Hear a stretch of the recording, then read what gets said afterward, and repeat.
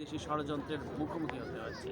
তাকে শেখ হাসিনার দ্বারা, তার সরকার দ্বারা দিনের পর দিন বিনা বিচারে কারাগারে থাকতে হয়েছে, বিনা কারণে, যাকে স্টেট ডিপার্টমেন্ট তাদের রিপোর্টে বলেছে তাকে political প্লয় to remove her from the political process, তাকে রাজনীতি থেকে দূরে সরিয়ে দেওয়ার একটা চক্রান্ত ছিল বলে তারা রিপোর্টে প্রকাশ করেছে। পৃথিবীর সব জায়গা থেকে সেটি প্রকাশিত হয়েছে।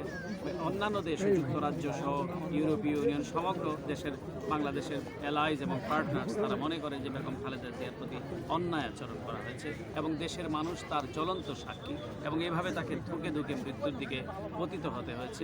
আমরা তাকে হারিয়েছি। বাংলাদেশের একটি নক্ষত্রের যে বাংলাদেশের একটি ধ্রুব তারা ছিলেন বেগম খালেদা জিয়া। তো তার যে লিগেসি, এখন সবচেয়ে বড় জিনিস হবে তার শোক, এই শোককে শক্তিতে পরিণত করে তার যে গণতন্ত্রের যে লিগেসি, মুক্ত মতের যে লিগেসি, নেশন বিল্ডিংয়ের যে লিগেসি, অর্থনৈতিক মুক্তি এবং প্রগতির যে লিগেসি, সেটি আমরা ধারণ করব, লালন করব। তাহলেই পরে তাকে তার প্রতি যথাযথ সম্মান প্রদর্শন করা হবে বলে আমি মনে করি। আমরা দর্শক